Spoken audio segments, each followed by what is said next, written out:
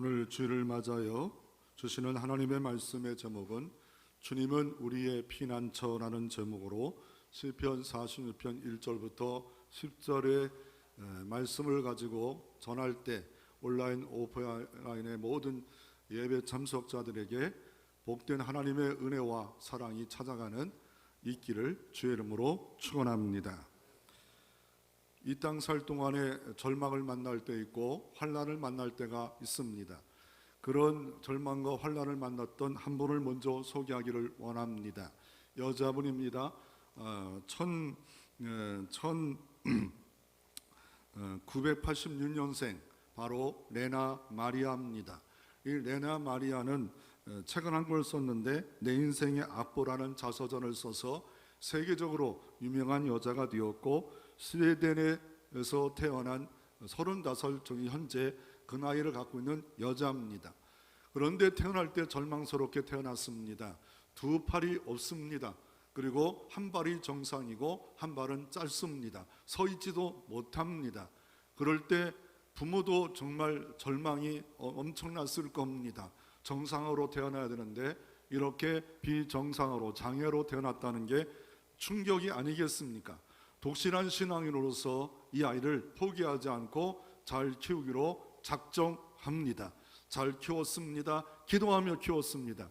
3살 때까지 시작해서 이제 수영을 배우게 합니다. 물에서 잘 놉니다. 그리고 나중에 이 아이가 장애자 올림픽 대회에 나가서 어떻게 합니까? 금메달을 4번이나 따는 그런 선수가 되어집니다. 그리고 자수를 배웁니다. 그리고 피아노를 배웁니다. 노래를 배웁니다. 그리고 어떻습니까? 스톡홀름 음대를 졸업하고 미국에 가서 가슬펠 복음성가 가수로서 활약합니다. 그랬더니 이 사람이 노래하면 천상의 노래다.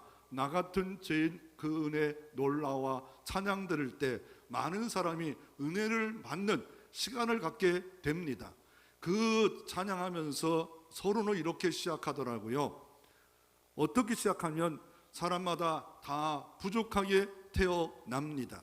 어떤 사람은 돈이 없어서 부족하고 어떤 사람은 자기가 달란트가 부족해서 태어나고 저는 부족하게 다만 태어날 뿐입니다.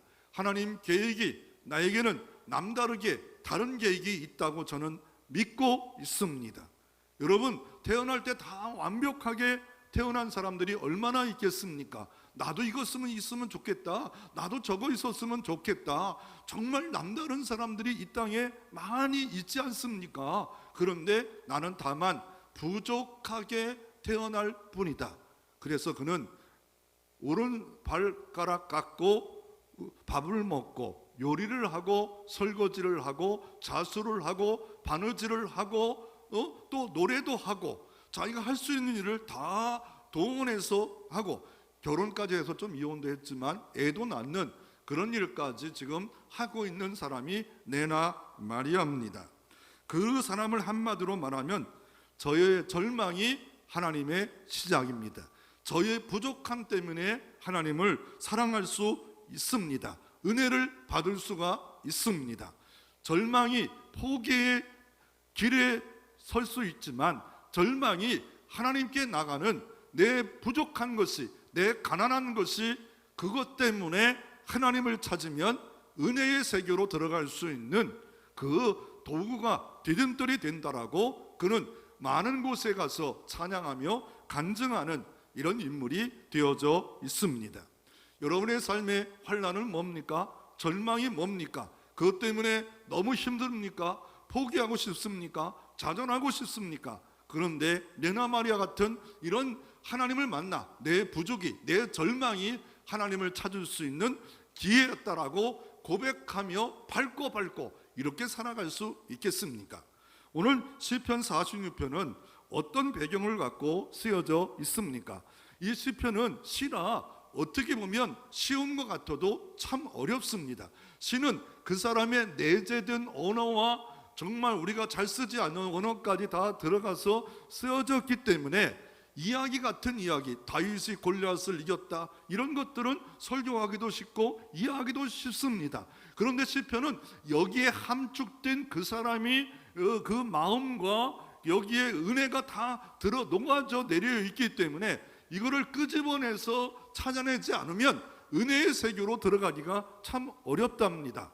그럼에도 불구하고 이 배경을 좀 알게 되면 시편 46편은 1절 위에 표제어라고 하는데 여기에 배경이 등장합니다. 많이 등장합니다. 이거는 고라 자손의 시다. 다윗의 시가 아니고 고라 자손의 시다. 고라는 누굽니까? 이스라엘민에게 12지파로 되어져 있는데 레위 자손 중에 고라 자손이 있는데 하나님의 일을 하는, 하나님의 일을 전적으로 하는 레위 자손의 고라 자손들은 특별히 여러 가지 성막의 일도 하지만 찬양하는 일을 맡아서 했던 것 같습니다. 그래서 찬양했던 이 사람들이 하나님을 찬양하고 싶어서 하나님이 유기적 영감으로 그 사람이 가지고 있는 영감을 받아서 시편 46편에 하나님 말씀이 쓰여져 있습니다. 또 하나가 뭐냐면 이게 46편에 보면 셀라라는 말이 3번이나 등장해요. 셀라, 셀라, 셀라. 이게 뭘까요? 셀라, 셀라. 시편에는 셀라가 많아요. 셀라라는 게 뭘까요? 이 셀라라는 말은 이 세계 악장마다 셀라라 말합니다.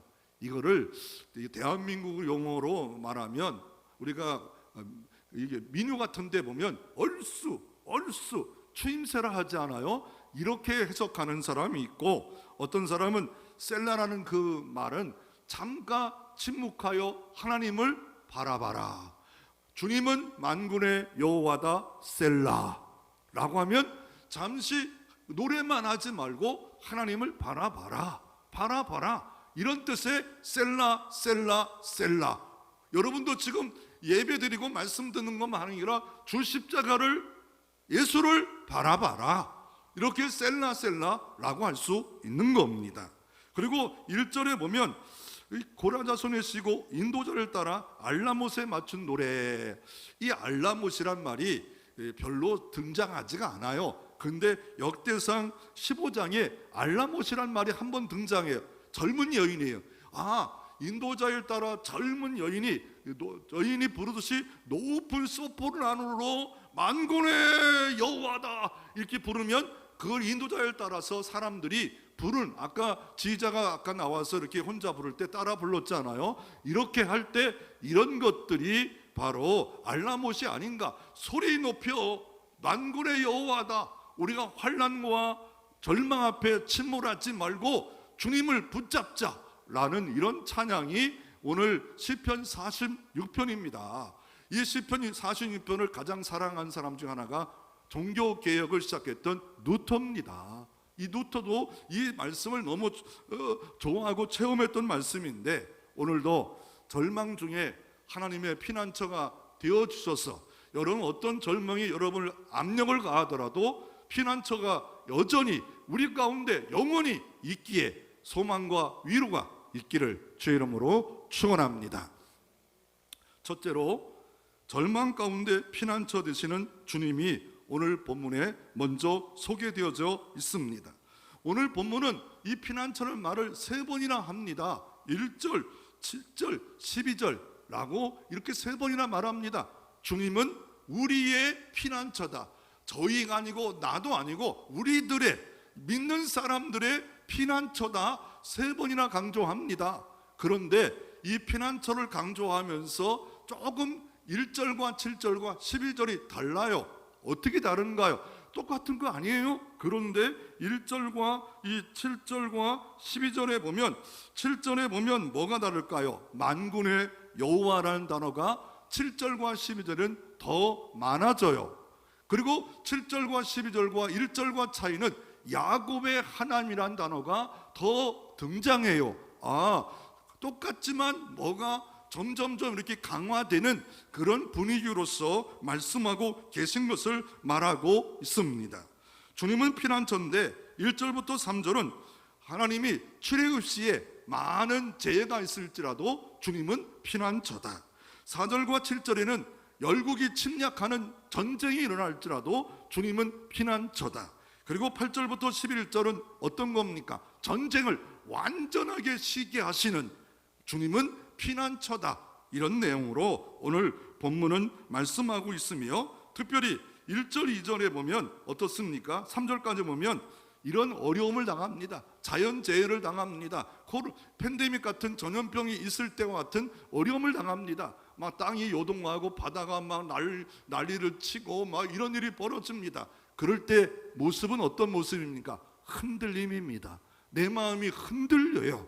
내 마음이 환난 가운데 흔들려요. 절망 가운데 흔들려요. 막 가정이 흔들리는 것 같고, 경제가 흔들리는 것 같고, 부부관계가 흔들리는 것 같고, 신앙이 흔들리는 것 같고, 사명이 흔들리는 것 같은 이런 일들을 만날 때 주님은 우리의 피난처 되신다, 힘이 되신다, 큰 도움이시다 라고 말씀하고 계십니다. 특별히 어느 때 주님은 우리의 도움이라 말씀하고 계시냐면 1절부터 3절 말씀해 보면 출애굽 당시를 말하고 있습니다.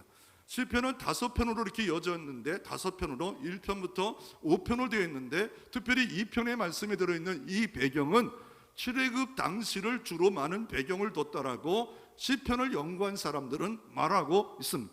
출애굽 당시에 환난을 당합니다. 그 환난 때문에 마음이 막 흔들려요. 어떤 흔들림이 있었습니까? 출애굽을 막 했는데 어떤 일이 벌어져? 앞에 홍해가 막아요. 그래서 뒤는 바로 군대가 쳐들어와요. 그렇더니 이스라엘 민족이 막 그냥 여호와를 찬양하자, 높이자, 이겼다, 승리했다, 출애굽했다, 감격은 사라져버리고 모세 보고, 야, 애굽에 매장지가 없어서 여기까지 와서 우리를 이 물속에 빠져 죽게 하느냐, 이 또라이야, 이 못된 놈아 라고 모세, 하나님의 사람, 지도자를 공격하는 일들이 벌어지지 않아요. 이렇게 절박스러운 문제가 벌어집니다. 그런 환난이 우리에게도 닥칠 수 있다는 겁니다. 다양한 환난이, 물질의 환난, 가정의 환난, 자녀의 환난, 또한 사명의 환난, 팬데믹 같은 이런 환난이 우리에게 다가오고, 질병이라는 환난이 우리에게 다가올 때도 있습니다. 그런 홍해가 가로막고 있을 때 하나님께서 모세에게 뭘 부탁합니까? 출애굽기 14장 13절부터 14절에 너희는 두려워하지 말고 가만히 서서 여호와께서 오늘 너희를 위하여 행하시는 구원을 보라. 너희가 오늘 본 애굽 사람은 영원히 다시 보지 아니하리라. 여호와께서 너희를 위하여 싸우시라. 너희는 가만히 있을지어다. 홍해 가운데 지금 지나가면 죽음이고, 뒤로 돌아가면 바로 군대에게 죽음을 당하고 다시 노예로 갈 수밖에 없는 상황입니다. 그럴 때 모세는 원망과 욕을 얻어먹지만 하나님께 부르짖어요. 그랬더니 이를 행하는 여호와, 성취하는 여호와가 크고 비밀한 일을 보여줍니다. 모세야, 두려워하지 말라. 너 이스라엘 민족에게 말하라. 두려워하지 말라. 가만히 있어라. 그리고 나서 모세에게 부탁한 건 뭡니까? 출애굽기 14장 21절에 그 문제를 향하여 네가 들고 있는 하나님의 지팡이를 가르치라. 문제를 향하여 가르치라. 그리고 지팡이로 홍해를 가르칩니다. 그랬더니 여호와께서 밤새 큰 동풍을 불어 이 홍해를 갈라 놓으셨더라. 그래서 그 다 갈라진 시간이 새벽이 되었더라. 여러분, 그 갈라지는 모습을 이스라엘 민족은 봤습니다.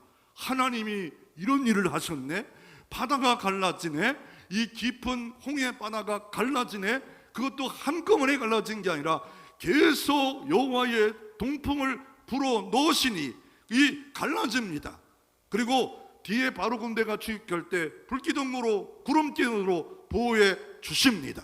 그리고 무사히 그 새로운 길, 한 번도 가지 못한 길 지나갑니다.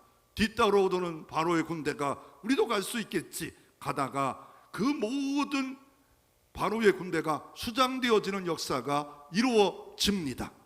오늘도 우리가 할 일은 가만히 서서 문제를 향하여 하나님 앞에 바라보면서 기도할 때 모세를 도우셨던, 홍해를 갈라놓으셨던 하나님이 우리 하나님을 믿으시기를 바랍니다. 그리고 출애굽 당시에 이때만이 피난처가 된 게 아닙니다. 어느 때도 있었습니까? 처음에 애굽 땅에 왔을 때 이스라엘 민족이 70명 정도 됐습니다. 고센 땅에 있게 되었습니다. 그럴 때도 바로 하나님이 피난처가 되셨습니다. 광야 가운데도, 홍해 가운데도 하나님이 피난처 되셨습니다. 유월절 때도 장자의 죽음에도 예수 그리스도를 피를 믿는 자들에게는 장자가 죽지 않은 피난처가 되셨습니다. 특별히 고센 땅에서 하나님이 진노종의 피난처가 되고 인큐베이터가 되셨습니다. 이게 도대체 살 수 없는데 살 길을 주셨다는 거예요. 뭐예요? 언제? 모세에게 야 애굽에 내려가라. 저는 못합니다. 제가 목동인데 내려가라. 내가 너와 함께한다. 내려갔습니다. 그리고 10가지 기적을 모세를 통해서 하나님이 베풀어 주십니다. 그럴 때 이 재해가 막 일어납니다. 악질이 일어나고 전염병이 일어나고 우박이 일어나고 막 그냥 개구리가 나오고 피가 막 돌고 물이 막 변하고, 그런데 어떤 일이 벌어집니까? 고센 땅, 이스라엘 민족이 있는 땅을 하나님이 구별해 주십니다. 분리해 주십니다. 막아 주십니다. 보호해 주십니다. 출애굽기 8장 22절에 그날에 나는 내 백성이 거주하는 고센 땅을 구별하여 그곳에 파리가 없게 하리니 이로 말미암아 이 땅에서 내가 여호와인 줄을 내가 알게 될 것이니라. 하나님이 필요하시면 이 땅에 아무리 많은 전염병 변종이 있을지라도 하나님이 원하시고 영광 받기를 원하시면 여러분의 삶에 고센 땅이 펼쳐지기를 바랍니다. 그리고 출애굽기 9장 26절에도 이스라엘 자손들이 있는 그곳 고센 땅에는 우박이 없었더라. 다 우박이 내리고 전염병이 있을지라도 고센 땅, 하나님의 백성이 있는 땅 구별하여 보호해 주셨더라. 이 시대가 이게 필요합니다. 이 시대에 하나님이 생명싸개로 바로 우리를 보호해 주시고 보호싸개로 싸매 주시 않으면 언제 은혜해 주시기를 원하시면 어떤 것도 우리에게 다가올 수 없습니다. 시편 91편 1절부터 3절 이렇게 말합니다. 하나님이 건드시면 어떤 전염병도 너를 칠무치 못하리로다. 출애굽기 말씀합니다. 나는 치료의 여호와이시니라. 여호와 라파의 하나님이시니라 라고 주님이 말씀하고 계십니다. 그러므로 우리가 흔들리는 여러 가지 자연재해가 있고 출애굽 당시에 그 앞에 사방이 막혔을지라도 우리가 믿고 의지할 분은 우리의 피난처 되시는 주님 앞에 기도로 나가고 문제를 바로 보고 상황에 붙잡히지 말고 기도할 때 여호와의 동풍이 여러분 가운데도 있어지기를 바랍니다. 두 번째로 아수르의 침략으로 인해 절망과 승리가 오늘 본문에 말씀하고 있습니다. 이 시편 46편은 어느 배경을 갖고 했을까 했을 때 열왕기하 19장을 말씀합니다.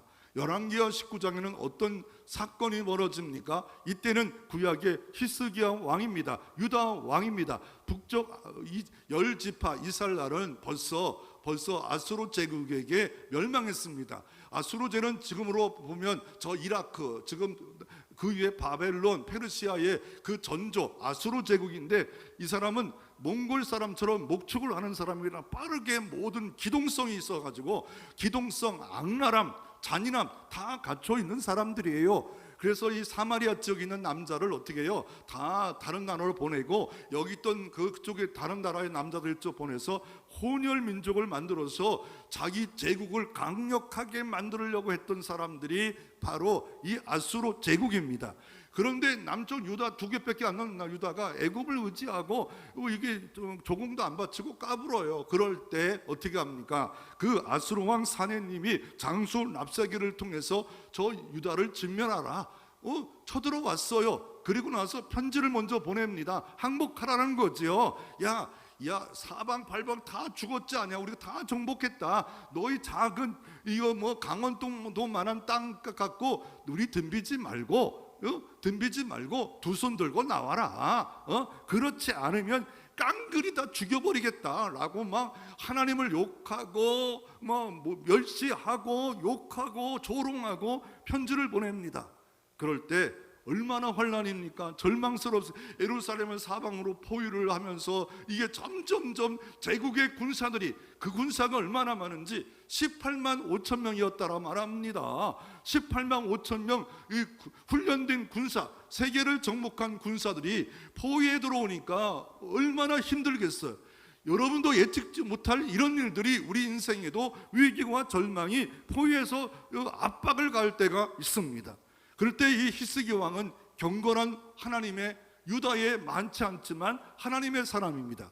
그때 그가 찾는 방법은 이사야를 찾아요. 하나님의 선지자예요. 하나님의 선자를 찾아요. 가짜도 많았지만 진짜 선지자, 하나님의 선자죠. 이런 일이 벌어졌습니다. 그럴 때 이사야가 복의 예언을 합니다. 절대로 우리는 지지 않을 거다. 그리고 기도하세요. 그리고 이사야도 기도하고 히스기야는 성전에 들어가 그 랍사게가 보낸 그 하나님을 욕하는 그 뇌물 딱 갖다가 하나님께 드립니다.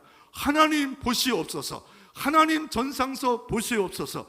이런 문제 우리는 감당할 힘이 없습니다. 능력이 없습니다. 도와주세요. 하나님 결제해 주세요. 이게 오늘 밤이라도 쳐들어오면 우리는 다 죽습니다 라고 하나님 앞에 부르짖어요. 기도해요. 그런데 어떤 일이 벌어집니까? 여호와께서 열왕기하 19장 35절에 이 밤에 여호와의 사자가 나와 아수르 진영에서 군사 18만 5천 명을 친지라 아침에 일어나 보니 다 송장이 되었더라. 할렐루야. 여호와의 사자가 오늘도 일하는 역사가 있을 수 있습니다. 어느 때? 기도할 때입니다. 부르짖을 때입니다. 크고 비밀한 일이 여호와의 사자가 다 그냥 쳐서 다 송장이 18만 5천 명이 되었고 살아남은 사람도 있었던 것 같아요. 역사에 의하면 왕이 돌아갔는데 쿠데타 일으켜서 죽게 되었고 결국 아수르 제국이 점점점 힘이 약해졌고 바벨론 제국에 멸망하는 사건이 도리어 하나님의 백성을 괴롭혔다가 이런 일로 멸족하고 나라의 제국이 바뀌는 역사가 열왕기하 19장에 말씀하고 있습니다. 이렇게 열국이 이스라엘 민족의 전쟁에 일으킬 때 하나님이 도와주시는데 어떻게 도와주십니까? 피난처로 도와주셔요. 주님은 힘으로 도와주셔요. 큰 도움으로 도와주셔요. 그리고 오늘 4절에 보면 어떻게 도와주십니까? 한 시내가 있어 나뉘어 흘러 하나님의 성 곧 지존하신 이의 성소를 기쁘게 하도다. 한 시내가 흐른대요. 성을 기쁘게 한대요. 어떤 것일까? 히스기야 때 생각해 보니까 이런 것도 있더라고요. 뭐냐면 예루살렘 성벽이 있었어요. 그 바깥에 기온샘이라는 게 있어요. 에덴 동산에 기온 강물줄기가 있었는데 기온샘이 있는데 물이 콸콸콸 나와요. 그런데 이 전쟁이 아수르가 전쟁하는 방법이 다 포위해가지고 두 손 들게 나오게 만들어요. 그렇다 보니까 물이 없어요. 히스기야는 머리가 돌아갔던 것 같아요. 그럴 때 어떻게 할까? 이 예루살렘 성벽 밖에 있는 기온샘의 물을 어떻게 해요? 안쪽으로 끄집어 와요. 이 암벽 535m를 그 석희석의 벽을 뚫고 들어와서 실로암 목까지 뚫고 들어옵니다. 지금도 있어요. 지금도 세계 유네스코에 있는 히스기야 터널, 히스기야의 샘물, 그게 실로암 못으로 들어온 거예요. 실로암 못이 펄펄 나고 우리가 찬양한 실로암 그 물이에요. 그 물. 그 시내가 흘러서 실내에서 성 안에 있는 사람들을 어떻게 살게 해주셨다는 거예요. 그와 마찬가지로 우리는 어떤 절망이 오더라도 여호와의 은혜의 생명수가 흐르면 우리 안에도 사는 역사가 이루어진다라고 주님은 말씀하고 있는데 그 예언을 에스겔 47장 1절에 이렇게 말합니다. 성전 문지방에서 에스겔 말씀에 보면 소망도 없는 시대예요. 꼭 이스라엘 민족이 뼈처럼 해골처럼 되어 있는 그때인데 바벨론 포로가 됐던 것 같아요. 바벨론 포로가 되니까 하나님이 성전에만 계신 줄 알았는데 그게 아니라는 거예요. 바벨론 시절에 보면 에스겔도 하나님 만나고 예배하고 그곳에도 하나님이 도우심이 체험돼요. 하나님이 성전에만 갇혀있는 하나님이 아니었어요. 그래서 에스겔 40절에 성전에서 물이 흘러 온 세계에 가는 곳마다 소생해요. 심지어 사해바다에 고기가 생겨요. 나무가 생겨요. 치료가 임해요. 이게 바로 성전 문지방으로 통해 나오는 은혜의 물이에요. 예수 그리스도의 그 배에서 생수의 강이, 성령의 강이 흘러 온 세계에 적실 것을 말씀하고 있는 겁니다. 아무리 이 땅에 환난과 재난이 올지라도 예수 그리스도의 생명수가 흐르면 치료되고 소성되고 강건하고 복이 우리 가운데도 임할 줄로 믿으시기를 바랍니다. 지난주에 한번 잠깐 낙동강을 가봤는데, 낙동강 가보니까 물이 너무 좋더라고요. 낙동강에 주변서 낙동강 댐도 한번 봤는데 그 밑에다가 또 여러 가지 또 이렇게 많이 설치했더라고요. 야, 낙동강, 부산의 그 대구의 경상북도의 낙동강이 있어도 저렇게 그래도 잘 살고 있구나. 한강이 있듯이 이 강이 있으면 잘 사는 겁니다. 예를 들어서 독일의 나일강, 영국의 템즈강, 프랑스의 세느강, 이렇게 강이 있으면 사는 겁니다. 우리도 아무리 어렵고 힘들지라도 여러분 마음에 내재하시는 성령의 생수의 강이 흐르면 우리를 치료하고 회복하는 역사가 늘 있어질 줄로 믿으시기를 바랍니다. 그리고 그 역사가 나타나는데 5절에 보면 새벽에 하나님이 도우시로다. 그 시간 많은 중에 밤 시간이 아니에요. 밤은 어때요? 이게 술 먹고 방탕한 시간을 상징하고 있고, 새벽은 하나님을 만나는 시간이에요. 특별한 사람만이 새벽에 헌신하잖아요. 특별히 하나님을 의지하는 자만 왜요? 이때는 누가 도와줄 사람도 없어요. 불러도 안 와요. 하나님만 의지하고 모든 정신이 다른 데 가지 않아요. 나도 멍청하지만 하나님만 바라보는 그 시간, 새벽에 하나님이 도와주시리로다. 비파야 수구마 새벽을 깨우리로다. 우리가 새벽 기도에 늘 강조하는 말씀 중에 이거잖아요. 새벽에 하나님이 도시로다. 도자 빼면 뭐라고요? 우시로다. 또 우자 빼면 도시로다. 하루 빠지면 뭐 이렇게 하면 한다고 늘 이게 말씀이에요. 여러분, 새벽이 하나님께 여러분 다 드려지기를 바랍니다. 아멘이 출장 갈 줄 알았어요. 어차피 내일부터 안 나오는데 목사님 힘 뽑지 마세요. 빨리 가세요. 이거 어차피 저 안 나와요. 내일 보세요. 제가 나오나. 제가 나오면 기적이에요. 그래도 하나님 말씀이 이게 여러분에게 전해. 그리고 이렇게 말하면 요것밖에 없잖아요. 아니에요. 구약의 상본전 때 하나님 범죄로 하나님께 레위기 1장에 드려질 때 이 삶인지 전체가 자기 집에서 옥상에 올라가서 엎드리면서 새벽에 이 햇빛이 뜨는 것처럼 예루살렘 창문을 열고, 번제를 마지막 장면은 창문을 열고 제사장들이 축복할 때 그 축복이 내게 있어서 지키시옵소서, 편안히 오게 주시옵소서. 성경에 있었던 거 대한민국이 이렇게 지켜 있기에 세계 선기 2위 국가가 됐고, 경제 1950년 70년밖에 안 됐는데 12위 국가가 됐고, 군사력이 5위예요. 북한은 23위예요. 그러나 뭡니까? 사람은 북한이 많아 2.5배예요. 근데 군사력이 세계 2위가 된 거는 다 하나님의 복입니다. 이 작은 나라, 완전히 파괴된 나라에서 이런 은총을 베풀어 주셨습니다. 왜요? 새벽을 깨우는 사람들이 있기 때문에 그렇습니다. 새벽을 깨웠던 선조들의 아름다운 믿음의 전통까지 무시하지 마시고, 이거 못하면 집에서라도 깨어나자마자 하나님께 기도의 제단을 쌓으면 아침에 도우시는 하나님이, 아침에 음성을 바라시는 하나님이 도우심의 역사가 일어날 줄로 믿으시기를 바랍니다. 새벽에 하나님이 도와주십니다. 문제 많다고 안 도와주신다고 하지 말고 새벽에 하나님이 도와주시로다. 특별히 큰 도움이 새벽에 나타나는 역사가 많았습니다. 이 역사가 여러분 가운데 있기를 원하면 새벽에 나와 기도해 주신다면 많은 역사도 이 시간도 일어날 수 있습니다. 그리고 이렇게 또 어떻게 말합니까? 또 오늘 10절에 보면 너희는 가만히 있으래요. 어느 때는 열국이 쳐들어오면 18만 5천명이 쳐들어오면 할 일이 없어요. 홍해가 있는데 우리가 할 일이 뭐예요? 어떻게 가요? 바로 군대. 그럴 때는 가만히 있으래요. 그리고 기도하래요. 그리고 문제를 바르게 바라보래요. 문제보다 크신 하나님이 내가 믿고 있는 하나님인데, 전능하신 하나님인데 하시면서 우리가 기도해야 돼요. 정오 기도하고 새벽 기도하고 또 금요 기도하고 또 무시로 기도하고 또 어떻게 기도합니까? 예배드리고 더 예배드리고 더 예배드리고. 왜요? 코로나 때문에 사람과 가까이 할 수 없더라도 코로나 때문에 하나님께 가까이 하면 복이 큰 도움이 일어날 줄로 믿으시기를 바랍니다. 이 팬데믹 때문에 하나님까지 멀어지면 안 됩니다.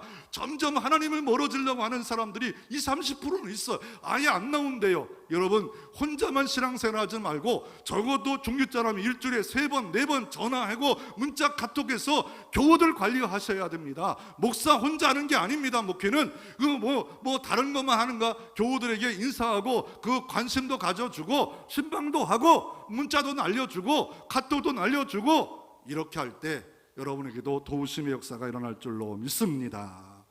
내 힘으로 안 되면 여러분, 이 높은 댐 위에 이게 배가 올라가려면 어떻게 해야 돼요? 미국에 그런 댐이 있대요. 밑에부터 물이 차면 또 올라가고 물이 차면 또 올라가고 물이 차면 배가 올라가고 위에 수력댐에서 배가 쫙 지나갈 수 있도록 하는 것처럼 아수르 제국 같은 이런 환란이 다가올 때 우리는 납작 엎드려 가만히 있어 여호와를 바라보면 여호와가 싸워주실 줄로 믿습니다. 그러나 졸고 가만히 있으라는 거 아니에요. 예배드리고 기도하고 말씀에 더 들어가면 하나님이 붙들어 주는 역사가 오늘도 일어날 수 있습니다. 이 아수르의 침략 때 환난 시에 도우신 하나님은 오늘 고라자스는 절망이 왔습니다. 그럴 때마다 5절에 보면 하나님이 그 성 중에 계시다. 아무리 사방에서 포위가 올지라도 그 성 중에 계시다. 바로 우리 안에 사방의 압방이 다가오더라도 주님은 초월하신 분만 아니라 내재하신 성령 하나님으로 그 전능하신 하나님이 내 안에 계셔서 그를 찾고 찾는 자고 만나주시고 큰 도움으로 역사해 주십니다. 그 하나님은 어떤 하나님입니까? 1절, 7절, 11절에 계속 강조하는 것이 뭡니까? 만군의 여호와 하나님입니다. 히브리어는 여호와 체바우트, 여호와 체바우트. 무슨 뜻입니까? 모든 군대를 통치하시는 여호와 하나님. 18만 5천 명도 통치합니다. 북한이 그렇게 군사력이 약하고 사람만 많지만 핵으로 2방만 대한민국을 때려버리면 끝장이에요. 그걸 주님이 만군을 지키시는 하나님이 졸지 아니하고 지켜주셔야 된다라고 말하고 있습니다. 만군의 여호와 하나님, 다윗의 하나님만 아닙니다. 우리 하나님이에요. 만군의 하나님. 그리고 더 나아가 어떻게 말합니까? 살짝 7절부터 11절에 더 첨부된 말씀이 야곱의 하나님. 야곱보다 이스라엘 하면 좋지 않아요? 아브라함 하면 좋지 않아? 그런데 야곱하면 사기꾼, 약탈자, 이런 인간답지 않은 사람으로 등장하는 사람이 야곱입니다. 연약함을 말할 때 야곱을 표현합니다. 우리가 비록 죄악들일지라도, 비록 허물이 너무 많을지라도 주님 앞에 피난처되고 주님을 부르고 나오면 도와주시는 하나님이 우리 가운데도 역사할 수 있음을 야곱의 하나님으로 이 고라자스는 성령의 영감마다 표현하고 있습니다. 내가 지금까지 못 나왔는데, 못 찾았는데 지금이라도 찾아야지. 더 위기와 절망이 있더라도 찾았던 그 삶이 없으면 아무리 위기가 와도 절망이 와도 여호와를 찾지 못합니다. 그러나 평상시 찾던 사람은 저 당연히 주님 앞에 나와 납작 엎드려질 때 살려주시고 건강케 하시고 능력의 하나님이 우리 가운데 함께 할 수 있습니다. 거짓된 피난처가 있는데 이게 뭡니까? 이 거짓된 피난처가 바로 마지노선이라 합니다. 제1차 세계대전 때 독일이 세계대전을 일으키고 제2차 세계대전 때 또 세계 이렇게 일으킬 때 미리 독일이 이렇게 역사할 것 같고 프랑스 장군 안드레 마즈노가 프랑스를 완전히 벽을 6m 정도로 막 그냥 콘크리트 벽을 만들고 또 육군이 들어올 것 같고 철망을 엄청나게 만들어서 아주 철벽같이 보호했습니다. 이거를 그때 장군 마지노선으로란 장군이 일어서 마지노선이라 합니다. 여기는 못 들어온다는 거예요. 프랑스 여기 이 경계선은 못 들어온다. 그런데 히틀러는 잔꾀가 많은 사람이라 그 옆 나라로 쳐들어와요. 산악지대를 뚫고 막 장갑차가 막 들어오니까 가슴이 막 무너지는 거예요. 그리고 연합군들이 영국이 도우고 벨기에가 도우고 많은 루셈부르크가 도와가지고 35만 영국이 주력 부대가 다 왔어요. 전차, 화차 모든 거 다 와서 이 덩케르트에 있는데, 이게 여기서 마지막 우리가 싸우자 이렇게 했는데 갑자기 쳐들어와서 독일의 비행기가 막 떠서 폭격하고 막 그냥 장갑차가 쳐들어오니까 대량 난감이에요. 이거 너무 힘들었어요. 그럴 때 영국의 처칠 수상은 이렇게 모든 방송에서 이렇게 합니다. 우리의 손을 다 내려놓고 우리의 젊은이 35만 명이 죽을 수밖에 없는 환경입니다. 덩케르트에다 포위가 됐습니다. 우리가 할 일은 기도할 뿐입니다. 기도할 뿐입니다. 그런데 이때 히틀러가 쳐들어왔으면 되는데 장군에게 자꾸 잠깐 뭐 이렇게 있어보라 해가지고 조금 일주일이 지연됩니다. 그럴 때 뭐 여러 가지가 있어요. 설이 있어요. 장군 일주일이 바로 들어왔으면 35만이 죽었고 독일이 완전한 승리를 했답니다. 그럴 때 어떤 일이 벌어지고, 이게 도피하려고 해도 군함도 잘 뜨지도 못하고 비행기가 폭격하니까 그럴 때 하소연합니다. 이 부대를 배를 태워서 다른 지역으로 옮겨야 되는데 프랑스의 덩케르트의 이 마을에 계속 있으면 결국 이 독일 때문에 완전히 죽을 수밖에 없습니다. 그럴 때 배가 무려 243척이, 작은 어부들도 4m 배를 가지고 내가 내 젊은이들 이 사람들을 지키리라 그래가지고 폭격 가운데 243대가 한꺼번에 싹 들어와 가지고 다 살려줘서 2차 세계대전에 이게 연합군이 이길 수 있는 기회가 됐답니다. 여러분, 이런 역사가 여러분 가운데도 있어지고, 아무리 인간이 마지노선처럼 많은 걸 막고 보험으로 막고 다 막을지라도 내가 재물이 있다, 난 잘 준비됐다, 노후대책이 됐다, 그래도 아무것도 아니고 하나님께 소망을 두고 살아가면 하나님이 길을 내주시고 방법을 주시고 도와주시고 하나님이 새로운 역사가 여러분 가운데도 일어나기를 주의 이름으로 축원합니다. 세 번째로, 절망 시에도 하나님이 도우시는 하나님을 내 자녀가 경험할 필요가 있습니다. 어떤 하나님을 경험합니까? 피난처인 하나님을 경험해야 됩니다.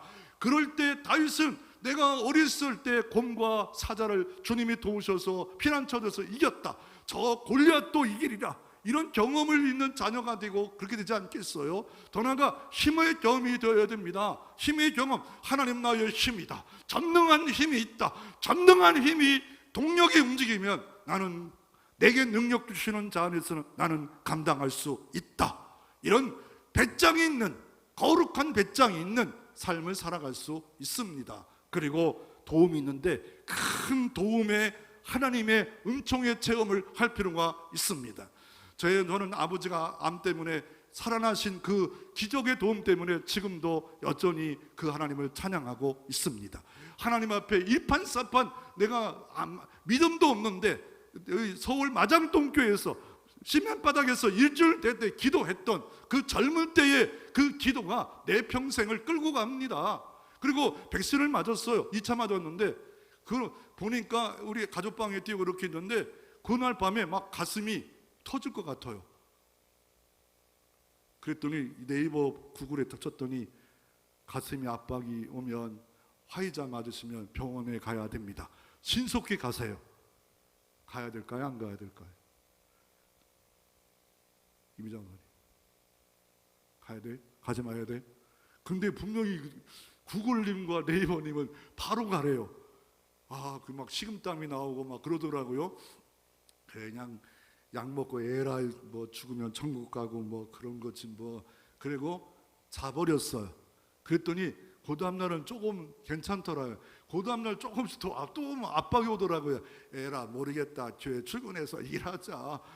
이랬더니 한 3일쯤 가니까 이게 정상으로 돌아오더라고요. 이번 주 월요일날 맞은 거예요. 왜냐하면 목회에 지장이 없도록. 그럴 때마다 한참 이거 믿음이 없으면 병원 당장 달려가고 싶더라고요. 이거 이상하네. 여기다 만약에 내가 내 치료는 어떻게 될까? 별의별 상상의 날개를 다 동원할 수밖에 없습니다.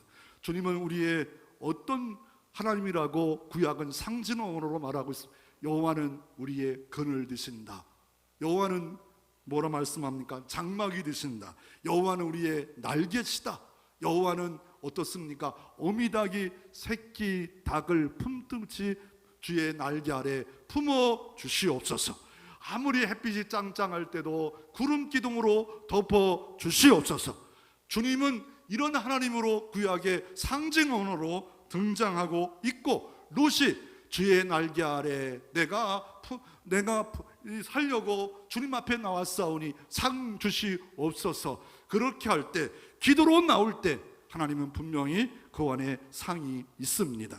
이런 체험을 했던 사람이 누구냐면 루터입니다. 15세기 종교개혁을 할 때 교황청이 세계를 지배하고 있었을 때였습니다. 그럴 때 그가 성경책을 보다가 로마서 1장 10절에 의인은 믿음으로 말미암아 사는 것이 이건 절대로 안 된다라는 것과, 그 당시에 면죄부와 너무 교황청이 너무 커서 그럴 때 이게 사제였지만 자기가 교수로 있는 비텐베르크 대학 성당에다가 95 반반물을 딱 갖다 붙였어요.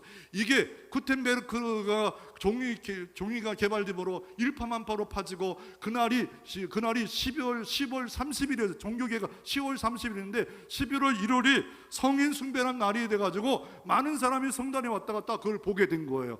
놀라운 일이 벌어졌어요. 막 파져가지고 있을 때 어떤 일이 벌어집니까?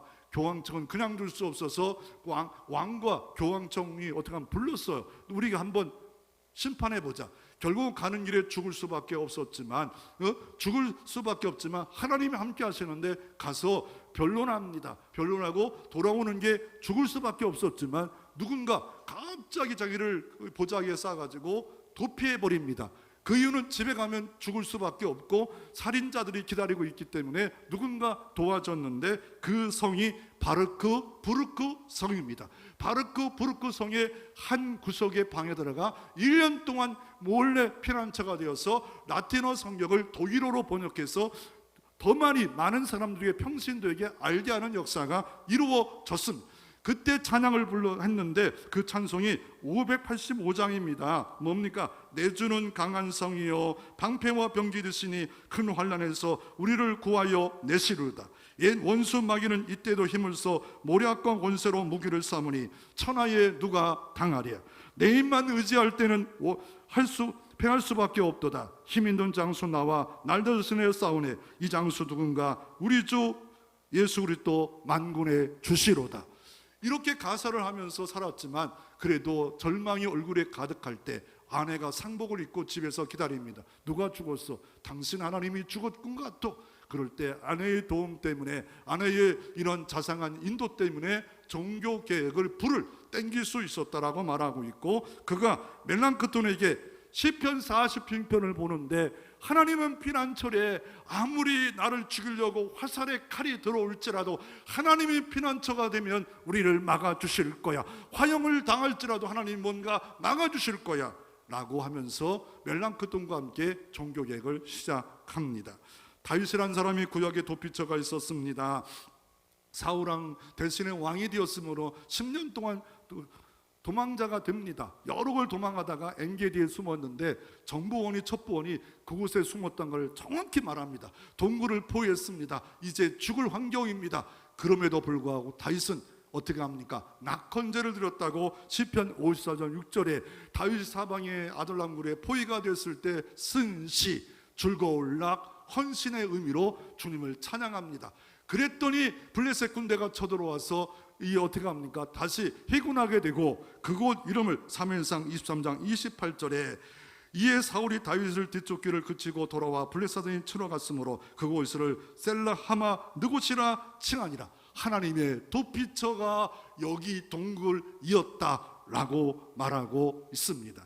여호와께서 구약에도 도피성이 있었습니다. 부주 중에 실수로 잘못한 자가 살 길을 6개 성읍을 요단강 딱 가운데로 여기 성읍 저기 성읍 달려갈 수 있도록 13m 도로를 48km 정도의 이런 거리를 만들어서 도피처로 만들었습니다. 그러나 그것에 나올 수 있는 건 대제사장이 죽어야 나올 수 있었습니다. 그것도 완벽하지 않습니다. 그러나 우리의 완벽한 도피처는 주님이 이렇게 말합니다. 수고하고 무거운 짐진 자라 다 내게로 오라. 내가 너에게 영원한 안식을 주리라.